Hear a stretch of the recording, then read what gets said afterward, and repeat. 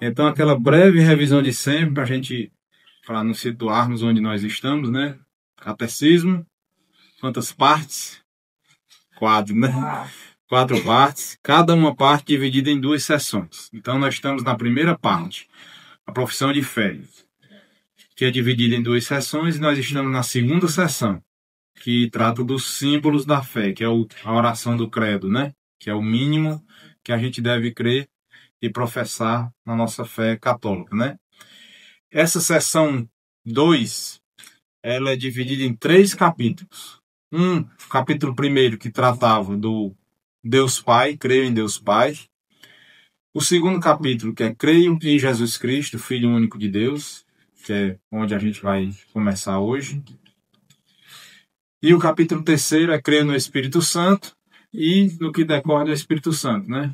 A Santa Igreja Católica, a comunhão dos santos, a remissão dos pecados, a vida eterna, etc, né? Então, nós estamos na primeira parte do Catecismo, na segunda sessão, começando hoje o capítulo 2, que trata da segunda pessoa da Santíssima Trindade, Jesus Cristo, né? E esse capítulo 2 começa com uma pequena introdução, não vai direto para os detalhes, né? Ele vai fazer uma pequena introdução, né? Então, a gente começa aqui no capítulo 2, o parágrafo número 422. Creio em Jesus Cristo, Filho único de Deus, a boa nova. Deus enviou o seu Filho. Quando chegou a plenitude dos tempos, Deus enviou o seu Filho, nascido de uma mulher e sujeito à lei, para resgatar os que estavam sujeitos à lei e nos tornar seus filhos adotivos. Esta é a boa nova de Jesus Cristo, Filho de Deus. Deus visitou seu povo e cumpriu as promessas feitas a Abraão e a sua descendência. Fê-lo para, além de toda expectativa, enviou o seu Filho muito amado.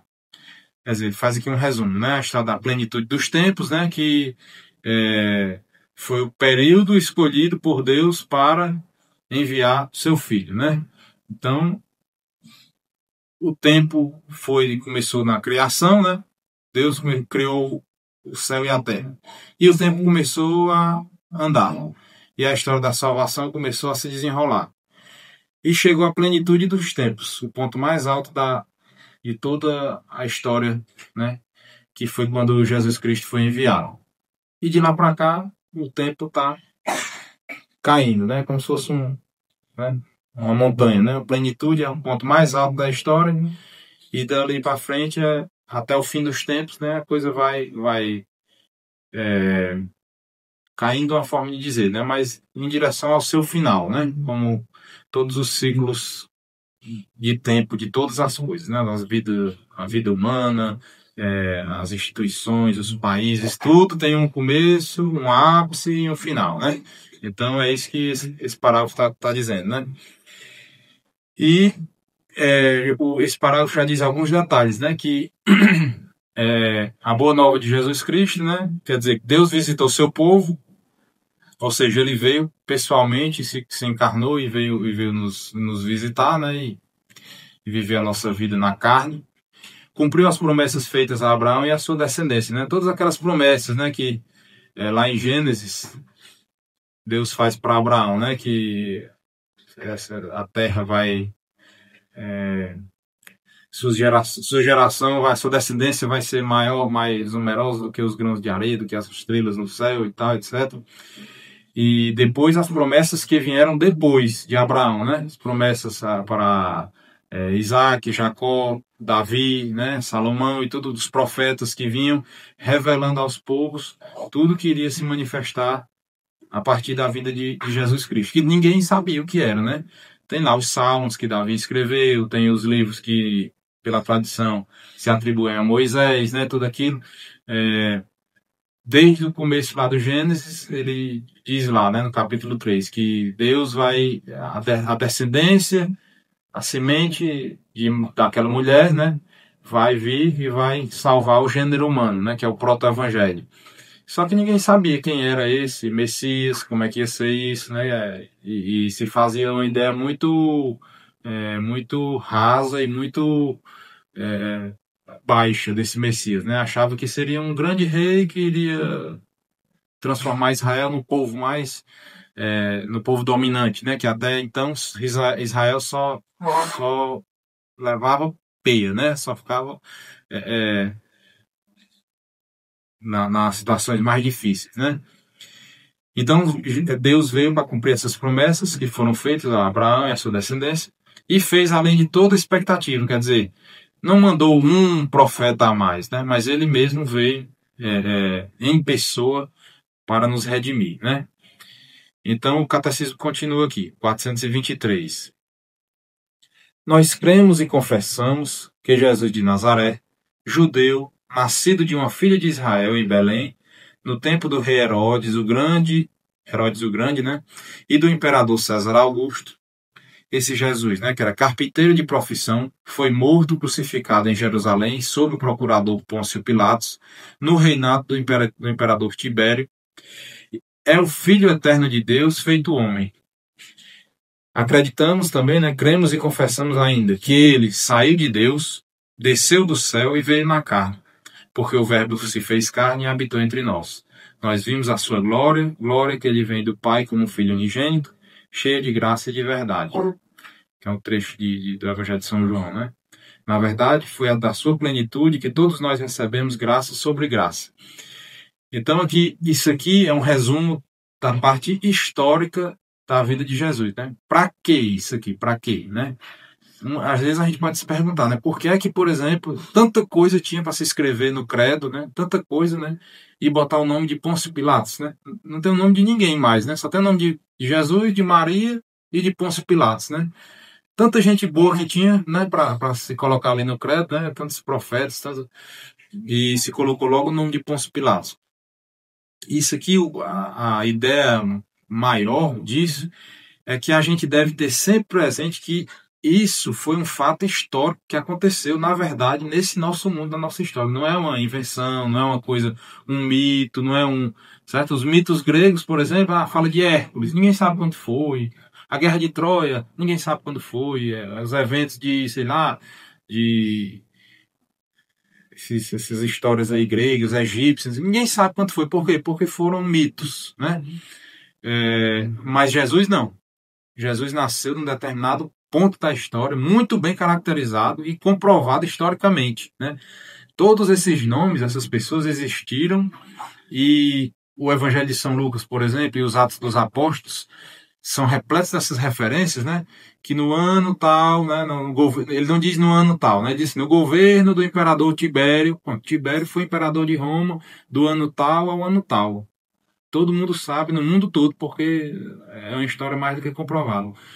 E na região da Palestina ali, da Terra Santa, teve um procurador, né, do Império Romano, que chamou-se Pôncio Pilatos, que foi governante do ano tal ao ano tal.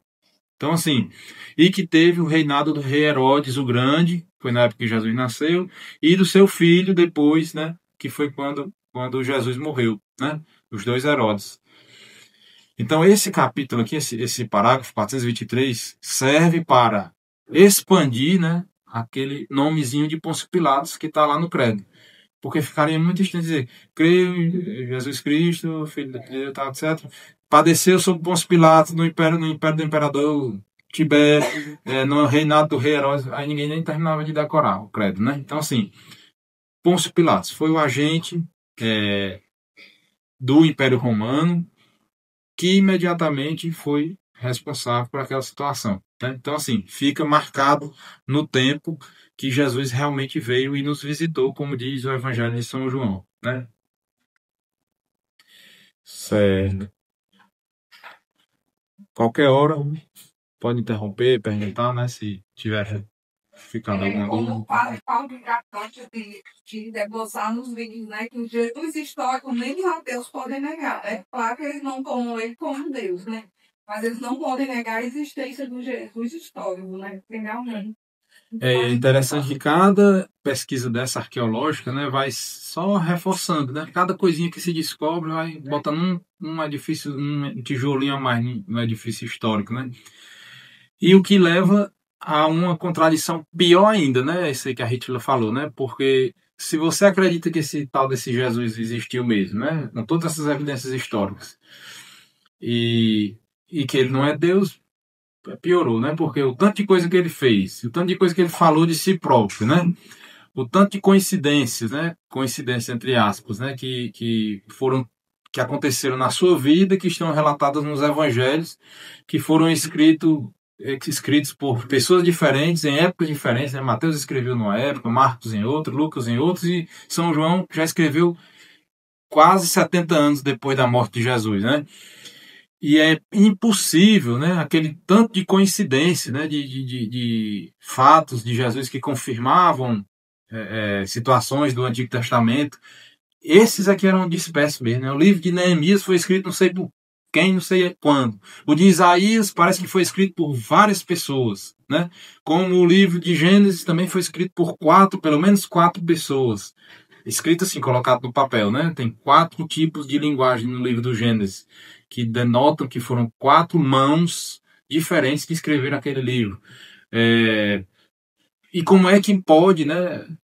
Tantos livros desses, com tantos eventos desconexos entre si, todos eles se combinarem, né, com os acontecimentos na vida de Cristo. Então, assim, são coisas que a inteligência da gente faz força para negar e não consegue, né? Jesus histórico existiu. Então, logo decorre que Jesus era Deus, pelo monte de coisa que a gente vai vendo aí nas Sagradas Escrituras e na tradição, né? Mas quanto mais se aprofundar na história, mais certeza vai. Exatamente. 424. Movidos pela graça do Espírito Santo e atraídos pelo Pai, nós cremos e confessamos a respeito de Jesus. Tu és o Cristo, o Filho de Deus vivo. Foi sobre o rochedo desta fé, confessada por Pedro, que Cristo edificou a sua igreja, né? Então, como a gente viu aqui em algum momento aqui atrás, né? Movidos pela graça do Espírito Santo, né? Como a gente viu em um dos últimos encontros aí, né? Que Deus nos move de várias formas, né? Deus Pai nos move ao modo de atração, está aqui, atraídos pelo Pai, né? Movidos pela graça do Espírito Santo, quer dizer, empurrados, né? Pelos dons do Espírito Santo, pelas virtudes infusas, etc. E auxiliados por Jesus, que veio e nos deixou uma série de auxílios, né? Em forma de sacramentos, etc. Ensinamentos e assim por diante, né? E foi sobre o rochedo desta fé confessada por Pedro que Cristo edificou a sua igreja. Anunciar a insondável riqueza de Cristo. 425. A transmissão da fé cristã é, antes de mais nada, o anúncio de Jesus Cristo para levar a fé nele. Desde o princípio, os primeiros discípulos arderam no desejo de anunciar Cristo. Nós é que não podemos deixar de dizer o que vimos e escutamos. Atos 4:20. E convidam os homens de todos os tempos a entrar na alegria de sua comunhão com Cristo.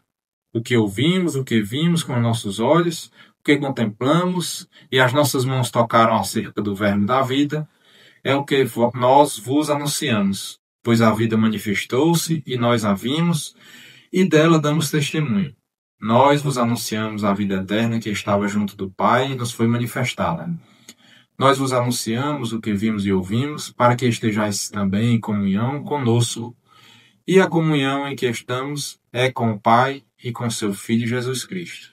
Escrevemos tudo isso para a nossa alegria ser completa, né? Ainda na primeira carta de São João.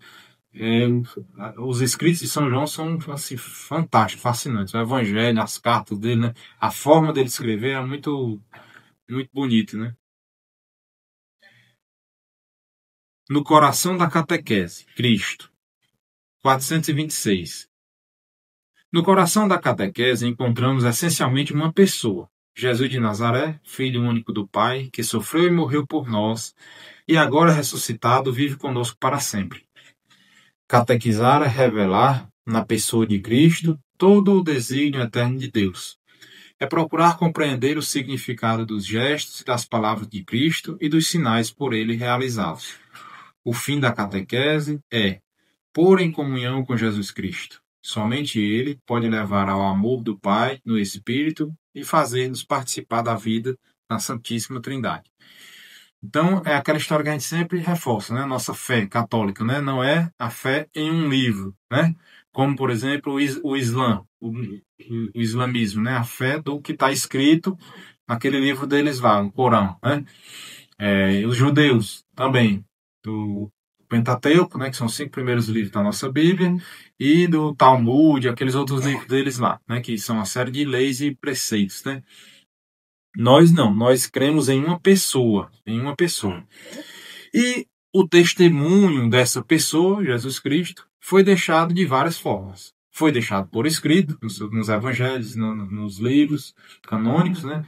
Foi deixado pela tradição, na tradição da igreja, né? Ou seja, as pessoas que compunham a igreja desde o início, os primeiros cristãos que viram, tudo isso que participaram disso, foram alvo desses milagres, desses sinais, né? Como Maria Madalena, São João, os apóstolos, os Lázaro, não sei quem mais, todo mundo que foi curado por Jesus e teve demônios expulsos, etc. Esse pessoal todinho deu testemunho da pessoa de Jesus Cristo. E não de um livro, de uma carta, de nada disso. Então, para nós, né, no coração da catequese, ou seja, do ensino da nossa fé, o que deve estar central é a pessoa de Jesus Cristo, informada por todas essas formas, né, todas essas maneiras. E, assim, o centro dessa catequese é procurar compreender o significado, porque tudo que Jesus fez, Jesus é Deus e veio para cá para nos salvar, então tudo que ele fez foi importante, né? Foi importante e, na verdade, foi essencial para a nossa salvação, né? Então, o esforço de fé e dos teólogos e tal sempre foi em tentar exaurir ao máximo de significado de tudo que Jesus fez, né? De qualquer forma que seja, né? Falando, fazendo, né? Ensinando, curando, exorcizando e tudo mais. Então, os mínimos gestos de Jesus são essenciais para que a gente possa compreendê-lo melhor e para que nós possamos nos assemelharmos mais francamente a ele. Então, por exemplo, se a gente for ver lá os milagres de ressurreição, por exemplo, nas Sagradas Escrituras, lá nos Evangelhos, né? Então, Jesus ressuscitou ali, que ficou escrito, algumas pessoas, 3 ou 4, né? Teve um menino, né, o filho da viúva de Naim, que já estava no caixão, sendo transportado, e Jesus vem e o ressuscita de uma determinada forma, que eu não vou lembrar exatamente, acho que ele toca no caixão e manda o menino se levantar, ou ele só fala, não lembro exatamente. Mas a filha de Jairo, Jesus ressuscita já tocando nela, né? Pegando pela mão, né?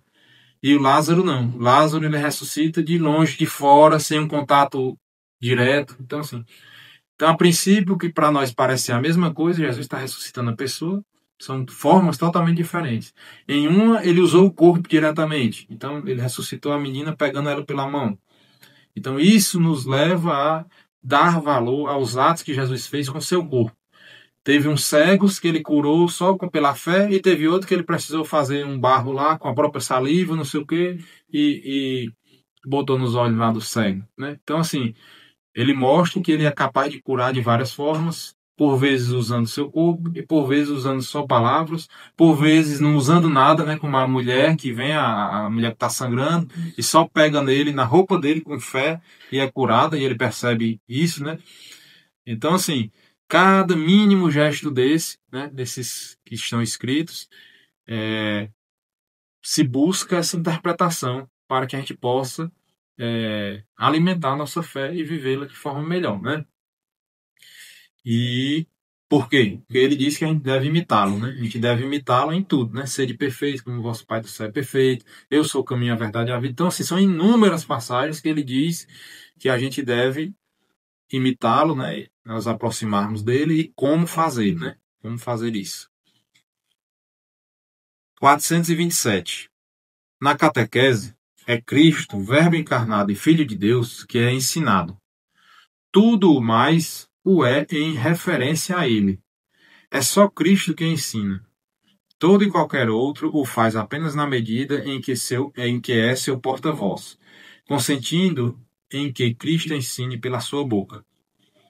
Todo o catequista deveria poder aplicar a si próprio a misteriosa palavra de Jesus. A minha doutrina não é minha, mas daquele que me enviou, né? Então, assim, mais uma vez, né? Repetindo, né? Tudo vem de Cristo e a gente deve se, como o Padre Paulo Ricardo também fala, né? Não atrapalhar, né? Tipo, a primeira coisa que a gente deve fazer é não atrapalhar, porque o que vier disso aí vai vir coisa boa, né? Aqui tratando na catequese.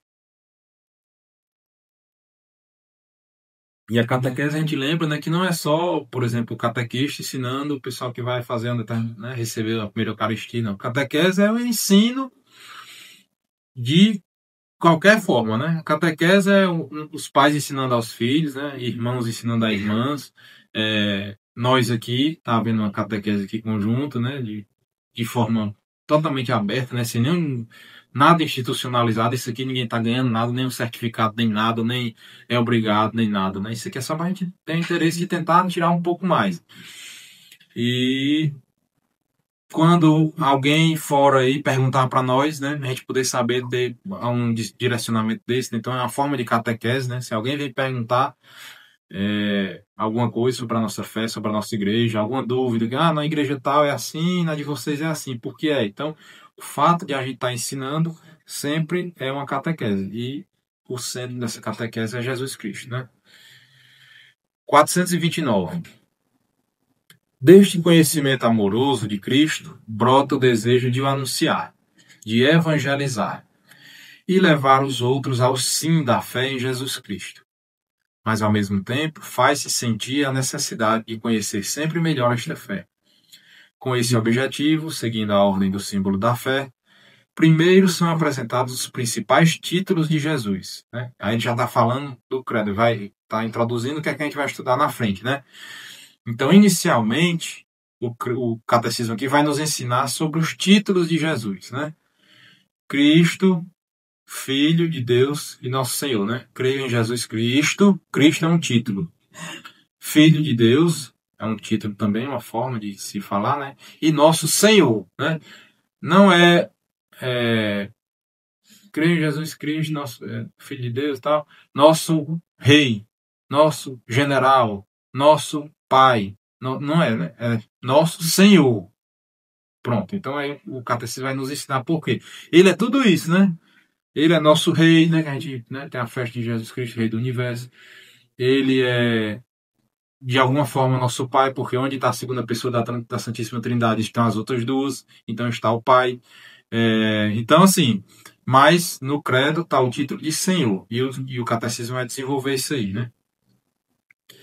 O símbolo confessa em seguida os principais mistérios da vida de Cristo, da sua encarnação, o terceiro artigo, da sua Páscoa, os artigos 4 e 5, e por fim da sua glorificação, artigos 6 e 7. Então veja só, é tão central a figura de Jesus Cristo na nossa fé, que o símbolo, ou seja, o credo, tem 12 artigos, não é assim? 12. E se a gente for contar, 6 são só sobre Jesus especificamente, né? Creio em Deus Pai Todo-Poderoso, Criador do céu e da terra. Pronto, primeiro artigo. Do 2 até o 7 é só Jesus, né?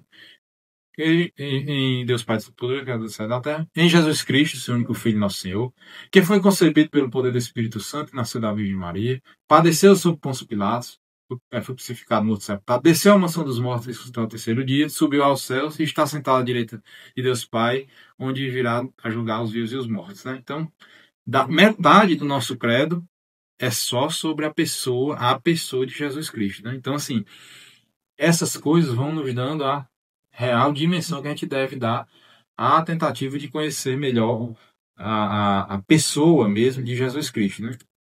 Que é um grandíssimo mistério, né? Como a gente vai ver aqui. Então, o catecismo agora entra diretamente no segundo artigo, né, do credo, né?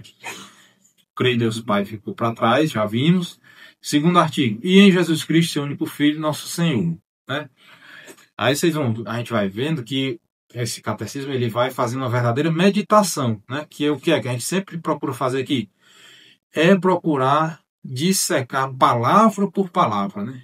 Creio em Jesus Cristo, seu único Filho, nosso Senhor. Então vamos começar. O que é Jesus? Porque creio a gente já viu, né? Então, o que é Jesus, o que é Cristo, o que é Filho, por que é único e o que é Senhor, né? o que é que essas palavras estão querendo dizer, né? E olhando no Catecismo Romano, que é o Catecismo do Concílio de Trento, de 1560 e alguma coisa, eu vi uma observação interessante, que o nome, a palavra Jesus, ela é utilizada algumas vezes no Antigo Testamento, né? E ela é atribuída a algumas figuras. A primeira, que é a mais conhecida de nós, é Josué. Josué é um nome que, etimologicamente, essa raiz, né, JS, no hebraico não existiam vogais. Não existiam vogais. Então, as palavras eram escritas só pelas consoantes. Então, Jesus, por exemplo, se fosse escrito da forma do hebraico para nós, seria só JSS, né? Porque não teria as vogais, E e U, né? Então, Josué também, mais ou menos, né? JS, mais ou menos o mesmo nome. E em alguns trechos do Antigo Testamento, o nome de Josué é escrito como Jesus mesmo, né? Não é só parecido, é escrito como Jesus. Então, tem lá o livro do Eclesiástico, capítulo 46, versículo 1. Na nossa Bíblia, em português, está escrito Josué. Mas, quando eu fui conferir na Bíblia em latim, está escrito Jesus, né? Então, a nova Vulgata e a Vulgata de São Jerônimo, que foram a Vulgata de São Jerônimo, que é a Bíblia em latim, que foi usada desde São Jerônimo traduziu essa Bíblia no ano 400 e pouco, né? Quer dizer, há 1.600 anos atrás. Há 1.600 anos, né? E está lá escrito como Jesus, o nome de Josué, nesse ponto. Isso serve para nos mostrar isso, que é a mesma palavra, né? Praticamente. E tem outro Josué, que é o filho do sumo sacerdote, chamado Josedeque, que está lá no livro de Ageu, capítulo 1, versículo 1. E em outros, e acho que no 49 do Eclesiástico. Mas tudo bem. Isso aqui está mostrando que esse nome Jesus era um nome que já existia, um nome próprio que já existia, né? Mas que não era, assim, tão comum, né? A gente até vê outros nomes mais comuns na Sagrada Escritura, né? Como José, né? E assim vai. Assim como o nome de Maria também. Só tem parece que só tem uma figura, né? Que é Miriam, que é irmã de Moisés, né? Que também é o mesmo radical, Miriam e Maria, né? MR, né? Essas consoantes. Então, é claro que não é MR, né? São as letras lá do hebraico, que eu não sei como é o nome. Mas que transliterados deram nesse nossos fonemas aqui, MR, né? E aí, o que é que isso nos leva a crer, né? Nos leva a pensar com aquela forma de leitura que a gente já vem fazendo desde os nossos encontros sobre o Evangelho, né? Que é os níveis de leitura da Bíblia, né? O nível literal, né? Josué foi um cidadão que viveu naquela época, foi assim, assim, assim.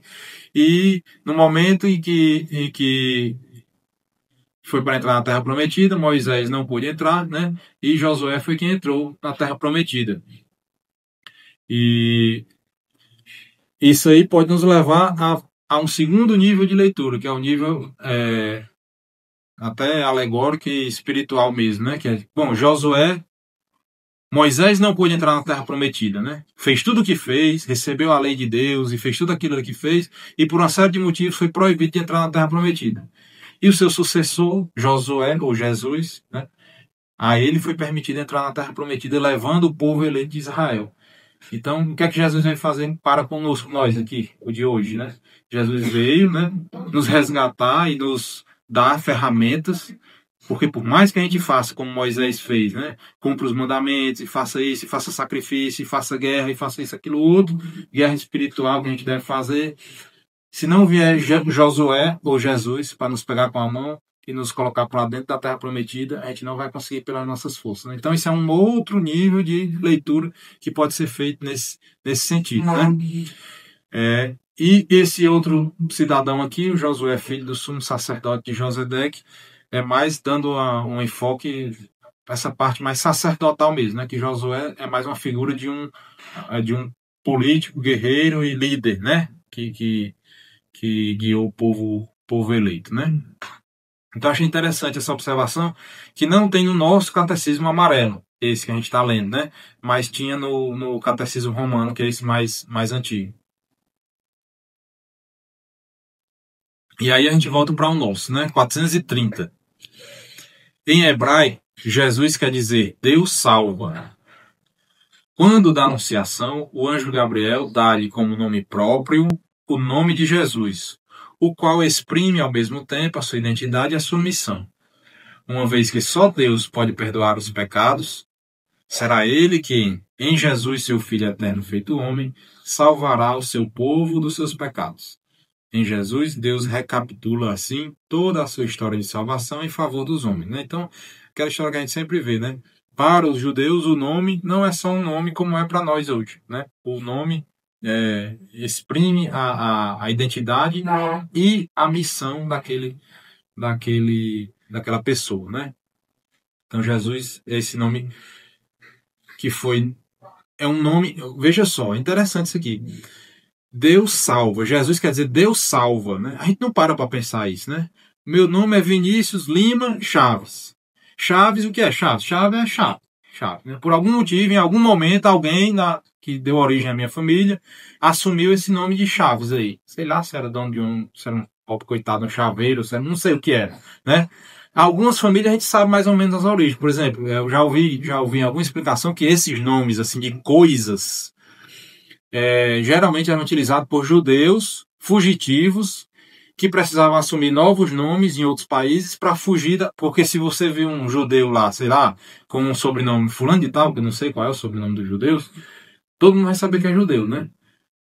Como se chegar alguém aqui, Munhoz, a gente vai achar que é um descendente de algum país espanhol, por exemplo, né? Então os judeus assumiam, quando chegavam do outro país desse aí, fugindo, sobrenomes com nome de coisas. Né? Chaves, Torres, isso. Aí essa questão das árvores, né? Oliveira, Pinheiro. Então a gente acaba não pensando, nosso nome é esse aí, e de onde é que vem esse nome, né? Então, assim, para a questão aqui de Deus, né? É como se ele pegasse o nome Deus salva e botasse o nome menino. Começa o nome, menino, Deus salva. É assim, Deus salva, né? Então, é esquisito para nós pensarmos dessa forma. Mas é isso mesmo, né? O nome próprio de Jesus quer dizer alguma coisa, né? Quer dizer alguma coisa. Como a gente tem também hoje, né? Felipe quer dizer o quê? Amigo de cavalos, que gosta de cavalos. E assim vai, né? Então, os nomes tinham essas origens e tinham esses significados, né? E ainda tem. Assim como o nome Cristo também, mas que vai ser mais na frente explicado isso no catecismo, né? Então, ainda no nosso catecismo 431, nesta história da salvação, Deus não se contenta com libertar Israel da casa da escravidão, fazendo-o sair do Egito. Salvou-o também dos seus pecados, porque o pecado é sempre uma ofensa a Deus. Só Ele é que pode absolver. É por isso que Israel, tomando cada vez mais consciência da universalidade do pecado, só poderá procurar a salvação na invocação do nome de Deus Redentor, né? Que é o próprio Salvador. No começo da história da salvação, né, Deus vai ensinando através das coisas e dos acontecimentos. Né? Quando o povo fazia uma coisa certa, o povo era recompensado. Né? Quando o povo fazia uma coisa errada, o povo era punido. E assim, pedagogicamente, a história da salvação foi se desenrolando e o povo foi entendendo. Né? E quando não estava entendendo nada, Deus mandava um profeta para interpretar diretamente aquela mensagem para aquele povo naquele momento específico. Né? E assim, as informações vão se juntando, né? E em Jesus Cristo tudo isso vai tomar um verdadeiro sentido. Né? 432. O nome de Jesus significa que o próprio nome de Deus está presente na pessoa de seu Filho, feito homem para a redenção universal e definitiva dos pecados. Ele é o único nome divino que traz a salvação e pode, desde agora, ser invocado por todos, pois a todos os homens se uniu pela sua encarnação. De tal modo que não existe debaixo do céu outro nome dado aos homens pelo qual possamos ser salvos. Né? Isso é interessante, né? Porque Deus Pai não tem um nome próprio, né? Ele tem um nome de Deus, que é aquela coisa de que a gente não pode pensar nada a mais, né? É o máximo de que a gente pode imaginar. Pai é uma relação, né? Uma relação, nosso Pai é Pai em relação a nós, né? Espírito Santo, esse é que é difícil a gente entender alguma coisa, né? Assim, é mais, né, difícil a gente entender a princípio, né? Porque é muito abstrato, né? O que é o Espírito Santo? O que é o Espírito Santo? É o amor. Eita, agora lascou, né? Então, assim, e Jesus não. Jesus é o nome de uma pessoa que você pode chamar e conversar com ele diretamente, né? Assim, de amigo, né? De irmão para irmão, né? Meio que sendo um irmão adotivo, mas para nós, para a nossa natureza, enfim, fraca e insuficiente, né? A gente precisa dessas coisas, né? De né? Tanta gente fala, por exemplo, hoje em dia a gente tem muito esses cursos online, de internet, né? Muitos desse pessoal dizem, não, eu só consigo dar uma aula se tiver uma pessoa na minha frente, só falando só para a câmera eu não consigo, né? Por quê? Porque a outra pessoa é que nos faz, né, ter uma real ideia do que você está entendendo, você fica balançando na cabeça, aí o outro lá atrás está abrindo a boca com sono, aí você vai aqui dando o termômetro da coisa, né? E uma bolinha dessa aqui, ninguém, né? Então, por que isso? Porque nós precisamos dessas muletas, né, assim, para fazer tudo. E o nome de Jesus um auxílio espetacular, né, que ele escolheu para nos dar, né? 433. O nome de Deus Salvador era invocado apenas uma vez por ano pelo sumo sacerdote, para a expiação dos pecados de Israel, depois de ter aspergido o propiciatório do Santo dos Santos com o sangue do sacrifício. O propiciatório era o lugar da presença de Deus. Quando São Paulo diz de Jesus que Deus o ofereceu para nele, pelo seu sangue, se realizar a expiação, quer dizer que na sua humanidade era Deus que em Cristo reconciliava o mundo consigo. Né? Aquela visão que a gente sempre tem, né? Que o nome de Deus não era possível pronunciar, né? O tetragrama dos judeus, né? Que aí se chamavam Adonai, né? Adonai? Né? Eles não falavam, peraí. Eles... Pois é, tem essa com as vogais da vogal isso. Tinham umas variantes. Aí eles invocavam através desse nome Adonai, que é o título, né, de Senhor, que é o Kyrios em grego, né? Adonai, Kyrios, e Dominus em latim e Senhor para nós em português, né? A mesma coisa, né? Como Cristo é a mesma coisa que Mashiach, né? Que eu não sei como é que pronuncia, que é o Messias, né? Messias é igual a Cristo, que é igual a ungido, né? É a mesma palavra em línguas diferentes, né? Mesa, table, né? É a mesma coisa, né? Em outras línguas, eu não sei como é que fala mesa, né? E aí vamos em frente. Então, o nome de Deus só era invocado uma vez, de forma muito restrita, por uma pessoa, que era o sumo sacerdote, naquele dia do ano, para aquele sacrifício específico.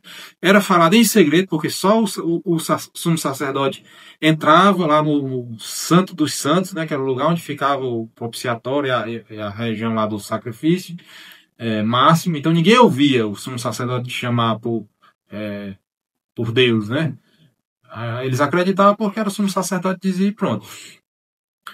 E agora não, Jesus vem, como tudo que Jesus fez se cumpriu em superabundância, né? Então ele deu para nós um nome que significa tudo isso e que a gente pode chamá-lo a toda hora que ele está disponível para nós, né? Então assim, o sacrifício que era muito restrito a pouquíssimas pessoas, agora está disponível genericamente para todos que quiserem, segundo as orientações do próprio Cristo, né? 434. A ressurreição de Jesus glorifica o nome de Deus Salvador, porque a partir daí é o nome de Jesus que manifesta em plenitude o poder supremo do nome que está acima de todos os nomes. Os espíritos maus temem o seu nome, e é em seu nome que os discípulos de Jesus fazem milagres, porque tudo o que pedem ao Pai em seu nome, ele lhe concede. Então, assim, a gente vê inúmeras vezes, né, nos evangelhos, nos Atos dos Apóstolos, etc., que tudo é feito em nome de Jesus, né? Em nome de Jesus, né? Aí o Catecismo vai dar essas bibliografias aqui, vários trechos na Bíblia, dos evangelhos, né? Em que Jesus vai falar isso, né? Ó, tudo aquilo que pedis em meu nome, né? Que foi até a reflexão que a gente fez aqui em algum momento, acho que foi no encontro que a gente fez sobre o Pai Nosso, que é as orações que funcionam, as orações que não funcionam, né? O próprio Jesus dizendo, né? Pedir, vos abrirá, etc, né? Tudo aquilo que pedir, diz em meu nome, vos será concedido. Certo, pedir, diz em meu nome. E o que é que meu nome diz? Deus salva. Então, Deus só vai conceder a nós, nas nossas orações, se o que a gente está pedindo concorrer para a nossa salvação. Porque o nome de Jesus, né? Deus salva. Então, assim, se o que eu pedir a Deus for me ajudar a ser condenado ao inferno, ele não vai me dar.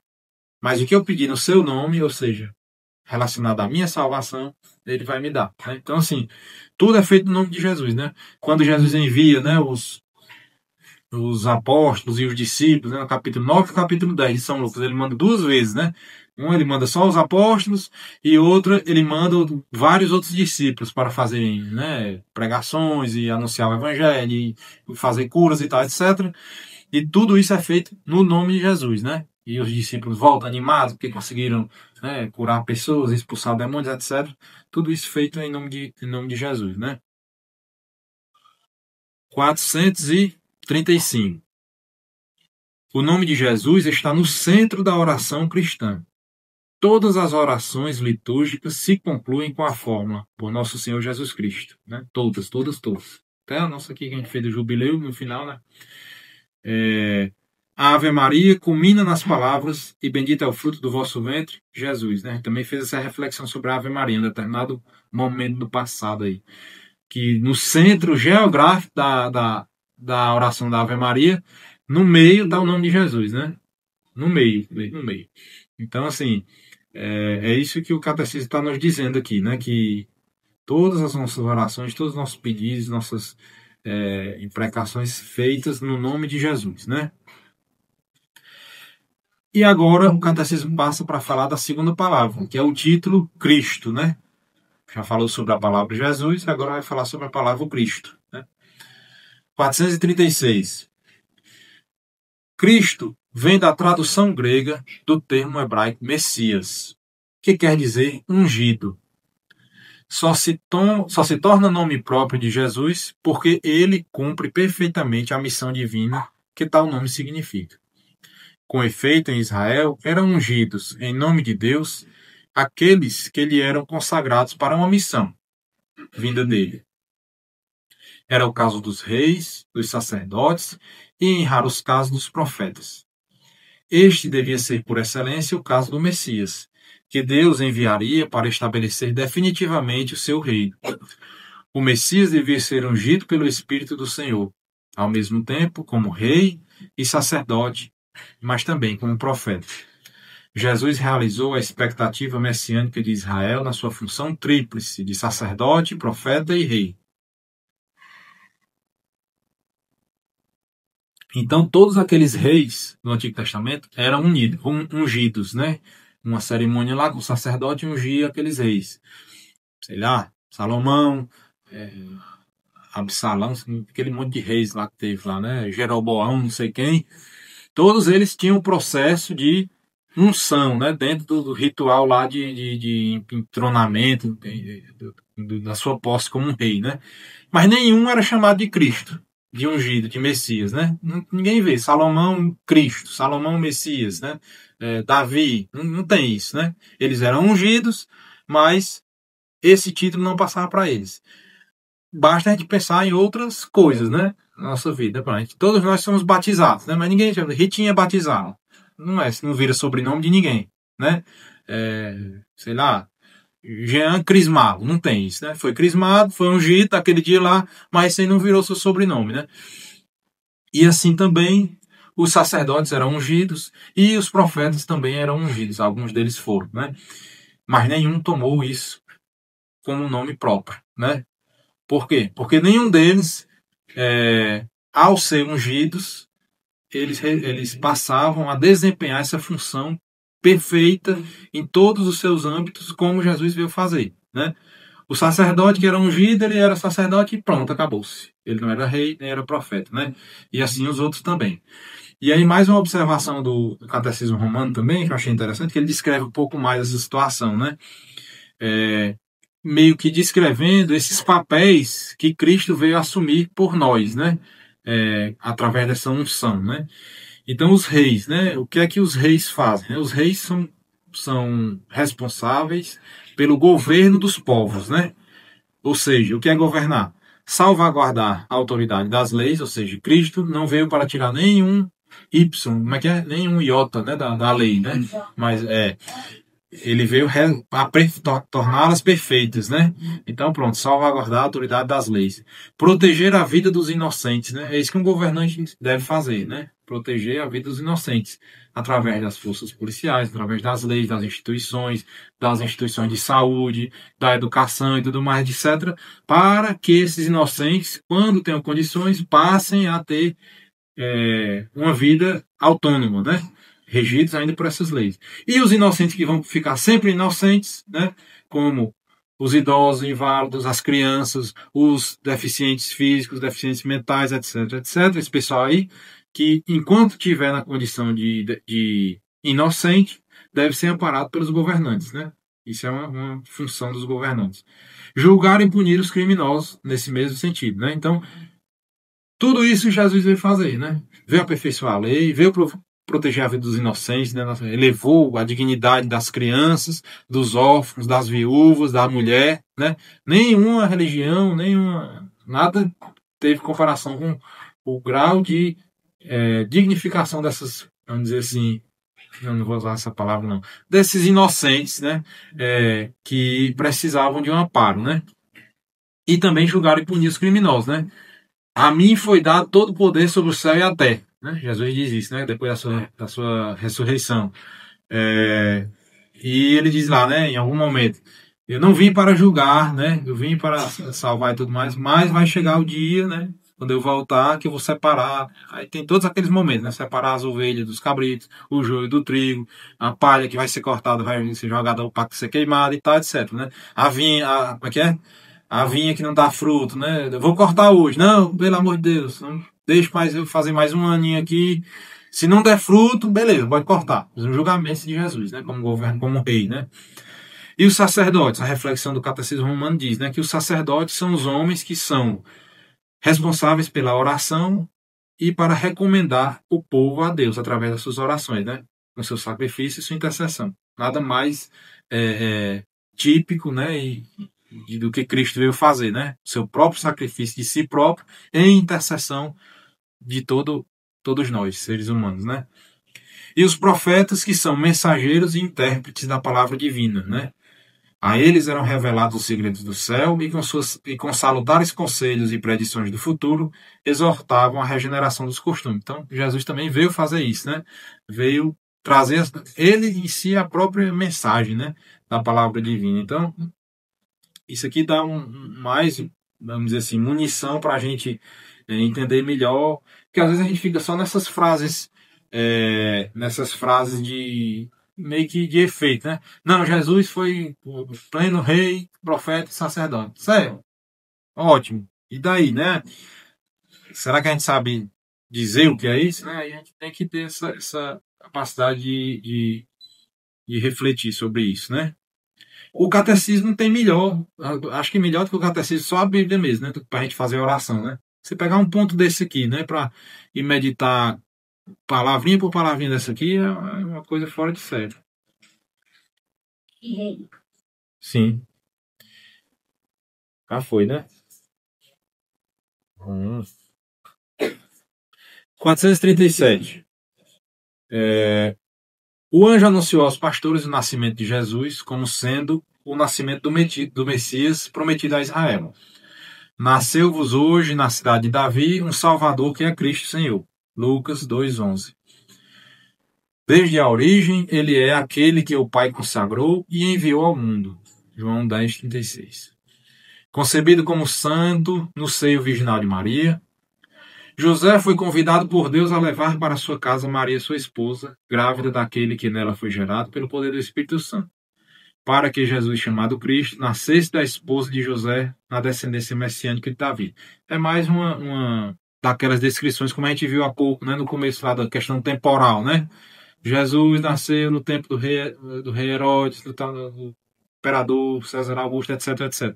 Isso aqui também é uma forma do catecismo nos situar mais do ponto de vista familiar mesmo ali, da origem de Jesus, né? Para a gente sempre ter presente esses pontos essenciais, né? 438. A consagração messiânica de Jesus manifesta a sua missão divina. Aliás, é o que indica o seu próprio nome. porque no nome Cristo está subentendido aquele que ungiu, aquele que foi ungido e a própria unção com que foi ungido. Aquele que ungiu é o Pai, aquele que foi ungido é o Filho e o foi ungido no Espírito, que é a própria unção. A sua eterna consagração messiânica revelou-se no tempo da sua vida terrena, quando do seu batismo por João, a altura em que Deus o ungiu com o Espírito Santo e poder, para que se manifestasse em Israel como seu Messias. As suas obras e palavras dá-lo-ão a conhecer como Santo de Deus. Né? Então, aquela história, né? Jesus nem precisava vir, nem precisava ser batizado, nem precisava nada daquilo, né? Mas ele fez para nos mostrar, né? Muitas vezes, a sua autoridade, nos mostrar a sua origem, nos confirmar que ele realmente era o Filho de Deus, né? E Deus igual em tudo. E, a partir daquilo ali, daquele batismo dele, a sua missão, né? Então, ou seja, isso acontece na nossa vida também. Dia que eu fui... Como é que é? Dia que eu me formei, né? Recebi o título de médico, né? A partir dali é que eu vou desenvolver a minha missão. E tudo que eu fizer vai estar, de alguma forma, atrelada à minha missão como médico. Isso utilizando esse ponto de vista profissional, né? Então, assim, não diminui a credibilidade se um camarada que é, por exemplo, médico, tiver uma vida pública dissoluta e é uma coisa muito desmantelada e não é assim, diminui a credibilidade daquele cidadão. É igual, como é que é? Se o cara for assim, ele é um mau médico? Não é isso, mas diminui a credibilidade. Assim como um professor que ensina determinadas coisas e vive de outra forma no meio do mundo aí, diminui a credibilidade. Assim como o padre, assim como todos nós, né? Por quê? Porque nós não somos separados, nós temos uma unidade de vida, né? O médico não é um título em si, é a minha pessoa, eu, Vinícius, que agreguei a mim essa missão em algum momento da minha vida. Em outro momento eu agreguei a missão de marido, em outro momento eu agreguei a missão de pai e de irmão. E a primeira que eu recebi foi a de filho, né, que é de onde decorre todas as outras missões. E aqui Jesus da mesma forma, quando ele foi batizado, foi ungido, a voz de Deus falou, né? Esse é o meu filho amado. Escutai-o. Não é assim? Pronto. Então, assim, é muito melhor do que um certificado de médium, né? Muito mais forte. Tanto que Deus vem dizer, escute esse rapaz aí. O que ele vai dizer? Escutai-o. Por quê? Porque ele é a verdadeira palavra de Deus. Tudo que ele falou, o que está escrito. E o que não, porventura não foi escrito, mas foi ouvido por aquelas pessoas, os apóstolos, os discípulos, as santas mulheres e os curados, os doentes, os endemoniados. Tudo que esse pessoal escutou da boca de Cristo era a palavra de Deus. E essa parte da palavra de Deus foi transmitida para nós como? Através da tradição. Né? Porque nem tudo foi escrito. E nem todos os livros do mundo caberiam os milagres que Jesus... Né? Não é assim que São João termina o evangelho dele? Para a gente sempre estar reforçando a importância da tradição, que a nossa igreja praticamente é a única que dá importância desse tamanho, né? Pede igualdade. E aí vamos em frente, né? Então, Jesus foi ungido materialmente ali para todo mundo ver, e daquela unção ele foi manifestada a sua missão, né? A partir dali que se desenrolaria, né? Bem rápido de uma coisa. Somente a Igreja Católica tem a tradição escrita? Não, a tradição, para nós, não é a tradição escrita, né? É a tradição da sucessão apostólica, né? Aí a gente coloca essa tradição em pé de igualdade com as escrituras, né? As outras denominações não tem isso, né? É só a Bíblia, só o que está escrito, né? Mas eles têm as tradições dele, né? Assim, né? Tem uma igreja fulana e tal, tem os fundadores, né?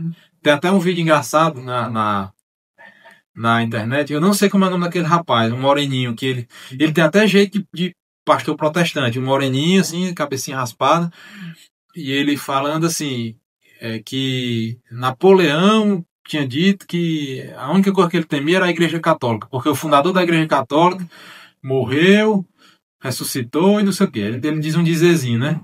Aí ele vai dizer, o bicho é um gênio, a cabeça dele é bem grandona, cabe um monte de coisa.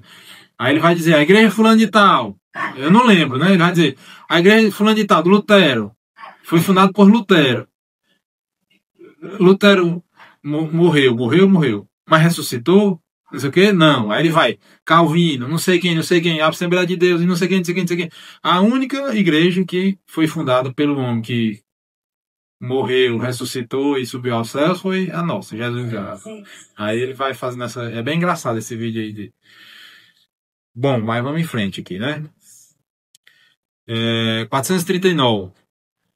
Numerosos judeus e mesmo alguns pagãos que partilhavam da sua esperança reconheceram em Jesus os traços fundamentais do messiânico filho de Davi, prometido por Deus a Israel. Jesus aceitou o título de Messias a quem tinha direito, mas não sem reservas, uma vez que esse título era compreendido por numerosos dos seus contemporâneos, segundo o conceito demasiado humano, especialmente político, daquilo que a gente falou, né? Eles esperavam um novo chefe político que libertasse o povo judeu dos romanos e fizesse o Israel a nação mais forte do mundo, né? Era isso que eles esperavam, né? Então Jesus veio para mostrar que não é isso, né? Ele diz, vocês me chamam de Senhor, né, de mestre, eu realmente sou. Ele diz várias vezes, né? Ele confirma, né, mas meu reinado não é deste mundo, né? Então, assim, se a gente for fazendo essas ligações com as passagens diversas, né? Que Jesus não escreveu o catecismo, né? Ele não foi. Isso aqui é um raciocínio de muitas pessoas, cabeças, né? Conhecedoras das Sagradas Escrituras e da tradição e tudo mais, que foi tentando articular da melhor forma possível para que nós, coitados, lendo isso aqui umas 500 vezes durante a vida, consiga entender mais ou menos, né? Mas Jesus não está preocupado com isso diretamente. Ele vinha e fazia, e faça isso em memória de mim, não beberei do fruto da videira até que não sei o que e tal. Aí daqui a pouco que ele vai me provar do fruto da videira, não sei quando, é você que tem que se lembrar, ele disse isso. Só que a gente não se lembra. Mas ele disse lá, o Espírito Santo virá e vos lembrará de tudo que eu falei, tudo que é para ser feito, etc. Então, assim, essa é a diferença, né? A vida de Cristo é uma continuidade de ações, de palavras, de gestos salvíficos, todos. E a gente é que peleja para entender e pedindo a Ele para nos mostrar como São Tomás de Aquino fazia. Que quando ele não entendia uma coisa de jeito nenhum, quebrava muita cabeça, ele se encostava a cabeça no sacrário e pedia, pelo amor de Deus, eu não estou entendendo isso, me ensine, né? E é isso, né? Simbólico, isso é questão física, né? Mas o que ele está querendo dizer com isso, né? Que é muito interessante, né? São João, na ceia, encostou a cabeça no peito de Jesus, né? Então ali você pode ser um tipo de leitura espiritual, né? Leitura alegórica, né? São João estava encostando a parte mais nobre nossa, ser humano, né? Que é a nossa inteligência, na parte que reflete o quê? O amor de Cristo, né? Então assim, a minha inteligência de João, que escreveu os livros mais bonitos da Bíblia, na minha particular opinião, eu, Vinícius, né? Os livros de São João são os mais bonitos. A minha cabeça serve para nada se não tiver alimentada pelo amor de Cristo, do peito de Cristo. Aquelas 4 ou 5 pancadinhas que ele ouviu ali do coração de Jesus, aqui no ouvido dele, né? Aquilo ali é mais do que tudo, né? Como São Tomás de Aquino também disse, né? Quando São Tomás de Aquino teve um êxtase aí no final da vida e disse, né? Tudo que eu escrevi aí é palha diante do que eu acabo de ver, né? Acabo de testemunhar, né? Então, assim, e o que São Tomás de Aquino escreveu é, assim, é uma coisa que é milagrosa por si só. E tão grande, tão volumosa e tão perfeita, né? Do ponto de vista lógico e tudo mais. Então, assim, voltemos aqui para nosso catecismo, né? 440 já foi, né? Não, foi não. 440. Jesus aceitou a profissão de fé de Pedro, que o reconhecia como Messias, anunciando a paixão próxima do Filho do Homem, né? Quer dizer, assim que Pedro falou, tu és o Cristo, Filho de Deus vivo, Jesus faz aquele elogio todo, né? Feliz és tu, Pedro, que não foi a carne nem o sangue que revelou, mas o meu Pai está no céu. Próximo linha. o filho do homem terá que morrer e tal, não sei o que, né? Anuncia a morte dele. Ou seja, ele liga imediatamente a sua profissão de fé, que realmente ele é o Cristo, o Senhor, né? Ele é o Senhor, e ele também liga isso à sua paixão, né? Imediatamente. Ótimo. Revelou o conteúdo autêntico da sua realeza messiânica, ao mesmo tempo na identidade transcendente do Filho do Homem que desceu do céu, e na sua missão redentora como servo sofredor. O Filho do Homem não veio para ser servido, veio para servir e dar a vida como resgate pela multidão. Foi por isso que o verdadeiro sentido de sua realeza só se manifestou do alto da cruz. E só depois da ressurreição, a sua realeza messiânica poderá ser proclamada por Pedro perante o povo de Deus. Saibam com absoluta certeza, toda a casa de Israel, que Deus fez Senhor e Messias, esse Jesus que vós crucificaste. Né? Pedro dizendo isso no primeiro discurso dele lá nos Atos dos Apóstolos, depois de Pentecostes. Né? Ele vai dizendo, né? Com absoluta certeza, Israel, Deus fez Senhor e Messias esse Jesus que vocês acabaram de crucificar. Né? E uma coisa interessante, essa questão aqui do servo sofredor, lá do final do capítulo do livro de Isaías, né? Eu fico imaginando como é que os judeus liam isso, né? Porque, assim, antes de Jesus, né? Não tem Jesus. Os judeus lendo aquilo ali. Judeus esperando o quê? Um grande chefe, rei, que pudesse salvar o povo de Israel, né, do jugo dos romanos e transformar Israel num povo mais soberano do mundo, né? Aí vai lendo Isaías, aí é um povo que está apanhando e tendo as barbas arrancadas e que está tendo, o que mais? Açoitado, contam-se todos os ossos do seu corpo. Já não é um homem, é um verbo, não sei o quê. Toda aquela descrição ali do livro de Isaías, acho que é capítulo 56, acho que é. Que danado é isso? Tem uns caras que dizem assim, aqui, esse aqui que é o nosso... Esse coitado que vai salvar a gente, vai dar essa glória toda para... Mas quando Jesus morre desse jeito aqui, igual, né? Parece que Isaías estava, né, descrevendo assim a cena acontecendo. E que ele ressuscita, agora não, a coisa muda de figura, né? Depois da ressurreição e de tudo que Jesus faz, já como ressuscitado, né? Que é como o Papa Leão, né? O Papa Leão começou, né? Ele falou várias vezes, o primeiro discurso dele, né? A paz do Cristo ressuscitado, né? Ele fez questão de, ele disse, a paz de Cristo, paz do Senhor, a paz do ressuscitado. Tem hora que ele fala só assim, não fala nem o nome de Jesus. A paz do ressuscitado esteja convosco, né? Quer dizer, o centro desse evento que é a ressurreição de Cristo, né? Quando eu estava fazendo a leitura em casa, eu não entendi muito bem quando ele disse que só se manifestou a realeza messiânica no alto da cruz. Porque quando ele se encarnou, ele também se rebaixou a nossa natureza, né? Se fez homem. Verdadeiramente homem, eu não compreendi muito bem. Porque assim, bom, eu entendo que isso tudo, esses eventos foram se desenrolando, né? Mas enquanto Jesus não estava lá, crucificado, né? Como o servo sofredor que ele já tinha previsto, né? Isso por si só já é um fato interessante, né? Ele tinha dito várias vezes que ia morrer desse jeito, né? E como é que ele diz lá? Quando eu tiver elevado, quando eu for elevado, atrairei todos a mim. É assim que ele diz lá no Evangelho de São João. Então, assim, esse é um momento, é um ápice, né? Quando Jesus morre na cruz, né? Complementado pelo momento seguinte, que é a sua ressurreição, né? Que são os momentos culminantes, né? E Jesus tinha dito, né? Que ali é onde ele quer glorificar o Pai, e o Pai não glorificaria, né? Também já Exato. São só esses trechos que a gente vai juntando, né? Quer acrescentar alguma coisa? Bem, é o cume, né? É o ápice da acontecendo na cruz. Agora, a função do Messias, do ungido, né? Tipo, tem um parágrafo que anterior dizia que é o que recebe a unção, né? É o próprio ungido e o que unge, né? Então, na cruz, por exemplo, quando a gente fala Jesus Cristo, né? Quando você fala Jesus, você fala da missão do Filho. Quando você fala Cristo, você fala da missão do Espírito Santo, que é ungido, né? Que se realiza na pessoa de Jesus, né?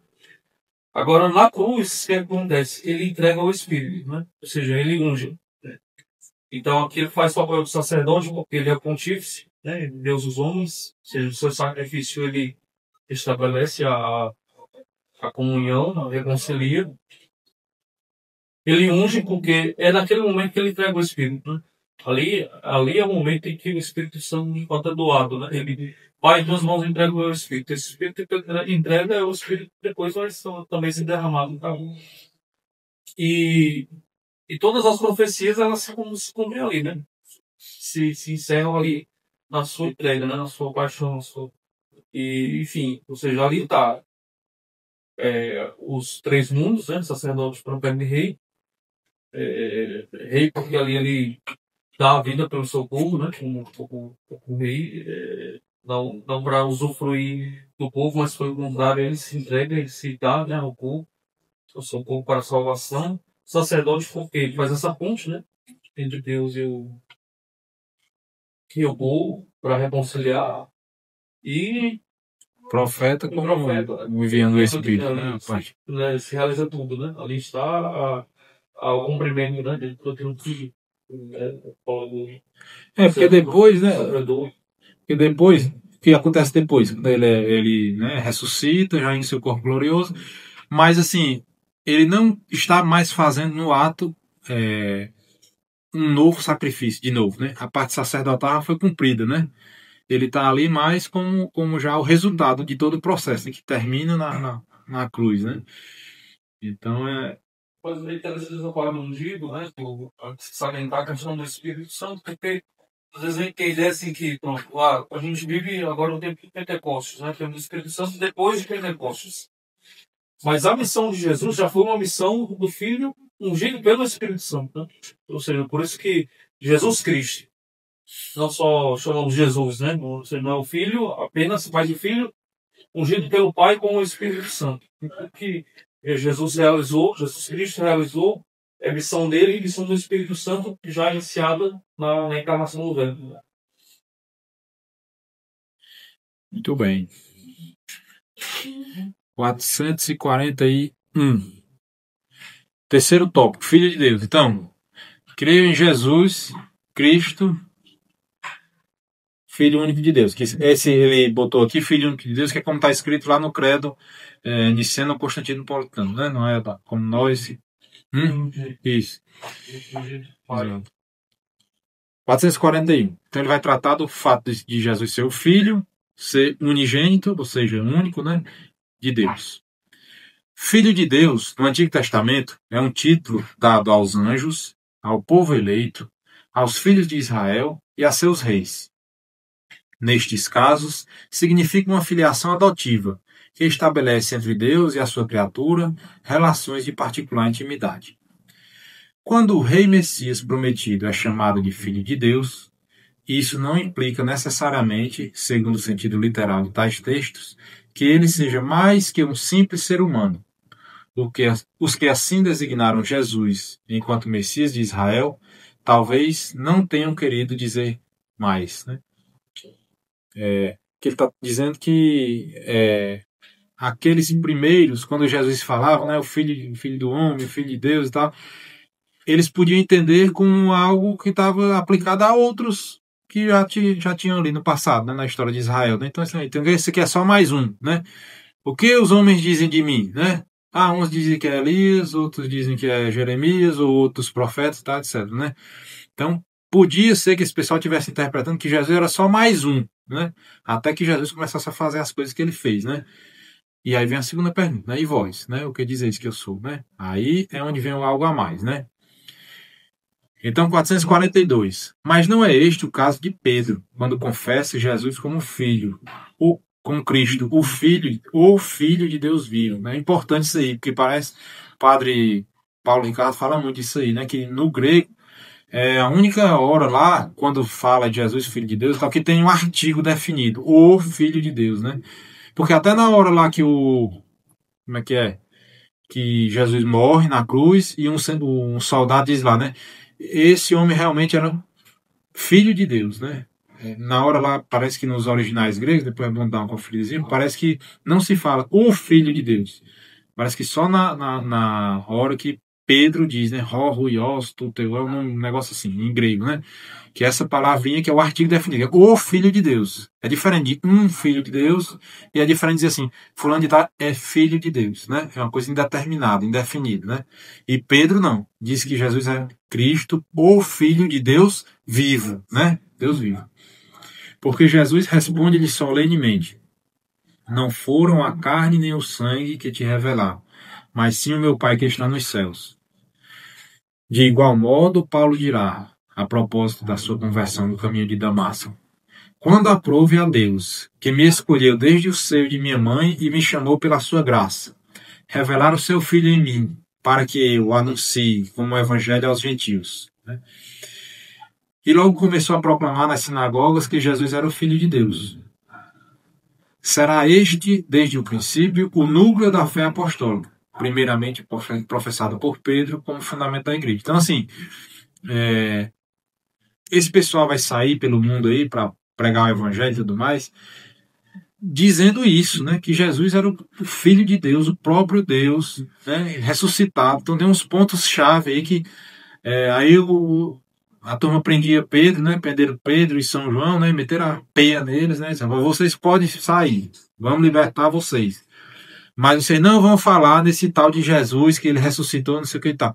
Aí Pedro vai dizer, como é que eu não vou falar sobre isso? Se é só, tipo assim, a partir do momento que eu vi isso aí, é o centro da minha vida e de salvação para todo mundo, né? Como é que eu vou deixar de falar nisso? Pode açoitar quanto quiser, né? Então, assim, isso é muito forte, né? Não é por toda coisinha que a gente faria alguma coisa ao menos parecida, né? Qualquer um mochicão aí, Ritinho, você já tá abrindo, né? Imagine ser preso, ser morto, ser... Então, assim, a, a coragem heróica, né, desses homens, né? E foi rápida a mudança, né? Rápida, né? Até Pentecostes estavam lá dentro, trancados, com medo dos judeus, né? Tá escrito lá também, né? Trancados, com medo dos judeus. Acontece Pentecostes, os homens saem falando tudo aí, né? Então, assim, será este desde o princípio o núcleo da fé apostólica. É isso que ele está dizendo aqui, né? 443. Se Pedro pôde reconhecer o caráter transcendente da filiação divina de Jesus Messias, foi porque este, né, Jesus, lhe deixou perceber nitidamente. Diante do Sinédrio, a pergunta dos seus acusadores, então, tu és o Filho de Deus?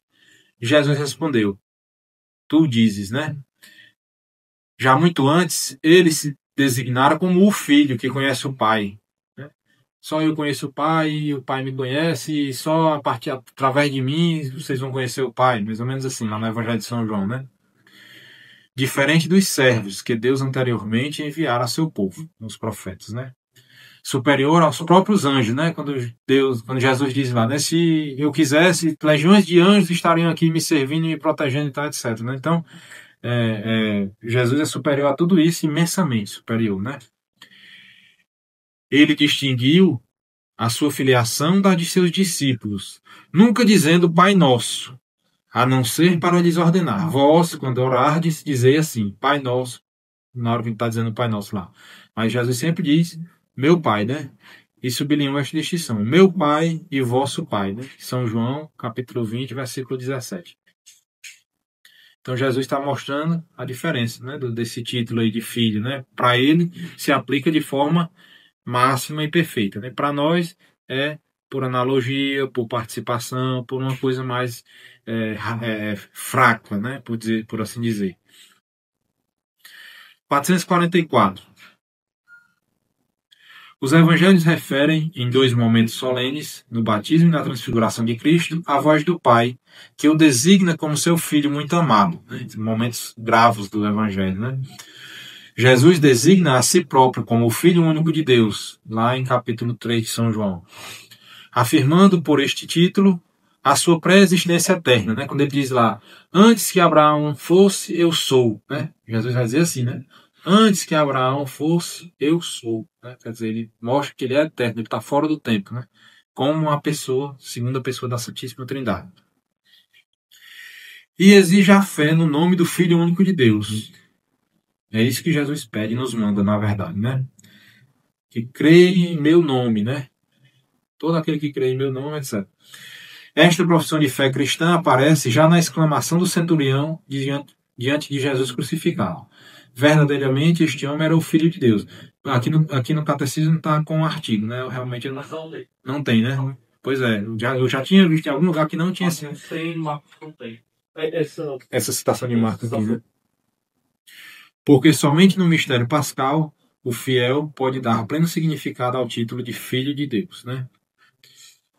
Ok, vamos em frente. 445. É depois da ressurreição que a filiação divina de Jesus aparece no poder de sua humanidade glorificada. Segundo o Espírito Santificante, pela sua ressurreição de entre os mortos, ele foi estabelecido como Filho de Deus em poder. Romanos 1.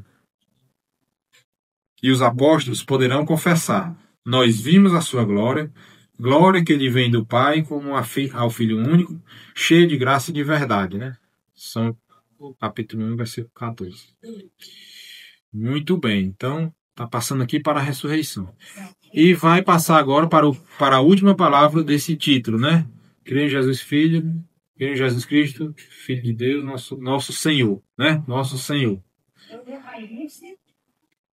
446. Na tradução grega dos livros do Antigo Testamento, o nome inefável sobre o qual Deus se revelou a Moisés, né, o tetragrama YHWH, é traduzido por Kyrios, que quer dizer Senhor, né, em grego. O que é isso? A tradução de grego. Os livros do Antigo Testamento foram escritos em hebraico. Na plenitude dos tempos, ali quando Jesus ia se encarnar, naquela época ali, o grego era a língua comum, é como se fosse o inglês de hoje. Tudo se falava em grego entre aqueles países ali. Então houve um momento lá que se reuniram 70 rabinos, sei lá como é que se chama, e fizeram a tradução desses livros do Antigo Testamento para o grego, que chama a Septuaginta, que é a Bíblia escrita pelos 70, conhecida assim também como os 70, né? Então é isso que ele está dizendo aqui. E nessa tradução, esses judeus traduziram a palavra do tetragrama para Kyrios, Senhor, certo? Essa palavra Kyrios é em grego. Senhor torna-se desde então Pois é, eu acho que é. Eu acho que Adonai é Senhor também. Porque assim, como eles estão traduzindo e jamais falariam eu sou, né? Tanto que quando Jesus perguntou, né? Onde está Jesus Nazareno? Ele disse, sou eu, né? Eu sou, né? Uhum. Ele dizia justamente o nome de Deus. Né? Isso. Então por isso que até eles caem por terra. Uhum. Então, acho que Adonai é a forma. É um outro. Eu não tô lembrando. Depois a gente pesquisa e bota lá no grupo. A palavra Adonai. Mas é tanto que quando Isabel, é uma das provas, né, da maternidade divina de Maria, né? Porque Isabel usa a palavra queridos, né? Então, onde me vem a honra de receber na minha casa a mãe do meu Senhor, né? Então, assim, se nós fôssemos aqui ver a questão da tradução do hebraico, alguém falou assim, eu diria, né? Se ela pudesse, né? Sim. Dia, né? Se ela pudesse, eu diria a mãe do meu Deus, né? Sim. É neste sentido forte, ainda no 446, é neste sentido forte que o Novo Testamento utiliza o título de Senhor, tanto para o Pai, como também, e aí é que está a novidade, para Jesus, assim reconhecido como ele próprio Deus. Né? Então, assim, essa equiparação de Jesus a Deus é que era o escândalo na época, né? Que foi inclusive o motivo da sua condenação, né? O motivo do seu julgamento lá, né? Quando o sumo sacerdote diz lá, blasfemou, né? Aquela história toda, né? Quando ele se diz realmente igual a Deus, né? 447. O próprio Jesus, veladamente, atribui a si mesmo este título, quando discute com os fariseus sobre o sentido do Salmo 110. Em algum trecho aí. E também, de modo explícito, ao dirigir-se aos apóstolos. Ao longo de toda a vida pública, seus gestos de domínio sobre a natureza, sobre as doenças, sobre os demônios, sobre a morte e sobre o pecado, demonstravam a sua soberania divina. Né? Então, assim, cada episódio desse, né, conferia essa autoridade a Deus. Né? Quem é este que até os ventos acalmam? Né? Tem esse trecho lá, né, um dos evangelhos, né? O pessoal se admira, né? Quando Jesus para lá a tempestade, né? Quem é este que até os ventos obedecem? Um negócio assim, né? 448. Muitíssimas vezes nos evangelhos aparecem pessoas que se dirigem a Jesus chamando-lhe Senhor. Este título exprime o respeito e a confiança dos que se aproximam de Jesus e dele esperam socorro e cura. Pronunciado sob a moção do Espírito Santo, exprime o reconhecimento do mistério divino de Jesus. No encontro com Jesus ressuscitado, transforma-se no encontro com Jesus ressuscitado, transforma-se em adoração. Meu Senhor e meu Deus, né? Tomé, né? Tomé. Assume então uma conotação de amor e afeição que vai ficar como típica da tradição cristã, né? É o Senhor, né? Que é a confissão também quando São João, né? Quando Jesus aparece já ressuscitado lá no lago, né? Eles estão pescando e eles veem lá, né? Aí já é São João que vai dizer, né? É o Senhor. Aí Pedro veste a roupa e mergulha e vai encontrar com Jesus, né? Ao mesmo tempo, a gente tem que estar sempre pensando nisso para a gente saber que essa palavra, qualquer palavra, de uma forma geral, é só uma expressão material de algo que você significa, né? Porque da mesma forma que tem todos esses sentidos fortes aqui, como o próprio catecismo diz, né? Jesus vai dizer, né? Não é aquele que diz Senhor, Senhor, que entrará no reino dos céus, né? Então, não é a palavra dita de forma supersticiosa, né? Ah, eu vou dizer tantos, né? Rapaz, como é triste isso, né? Oração forte para não sei o quê, né? Na internet lá, né?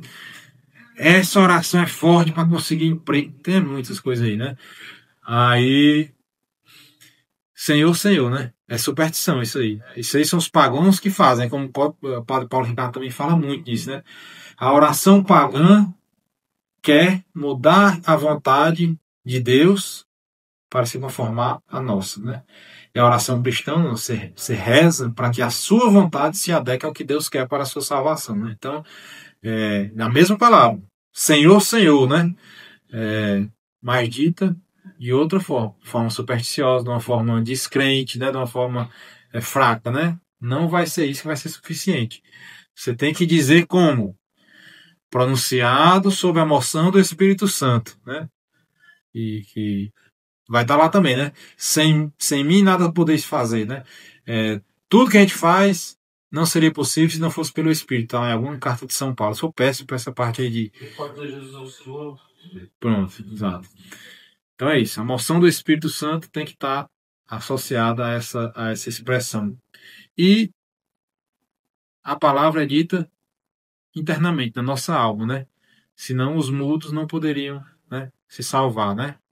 Porque não é o fato de falar, é o fato de você conceber esse conceito dentro da sua alma, né? De forma verdadeira. 449. Atribuir a Jesus o título divino de Senhor.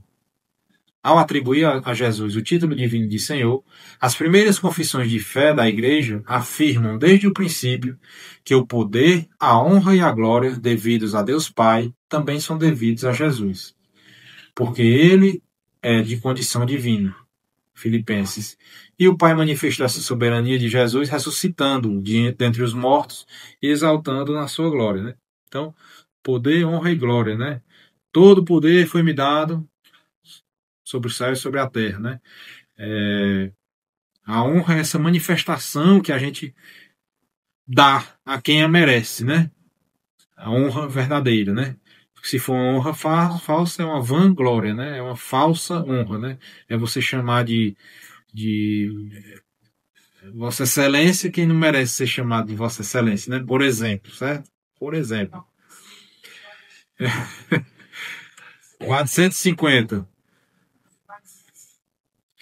Desde o princípio da história cristã, a afirmação do senhorio de Jesus sobre o mundo e sobre a história significa também o reconhecimento de que o homem não deve submeter a sua liberdade pessoal, de modo absoluto, a nenhum poder terreno, mas somente a Deus Pai e ao Senhor Jesus Cristo. César não é o Senhor. A Igreja crê que a chave, o centro e o fim de toda a história humana se encontram no seu Senhor e Mestre. Isso aí está escrito numa encíclica aí. Gaudium et Spes. Encíclica, é? Constituição Apostólica, né? Não, Constituição Pastoral. Certo. O Vaticano II, né?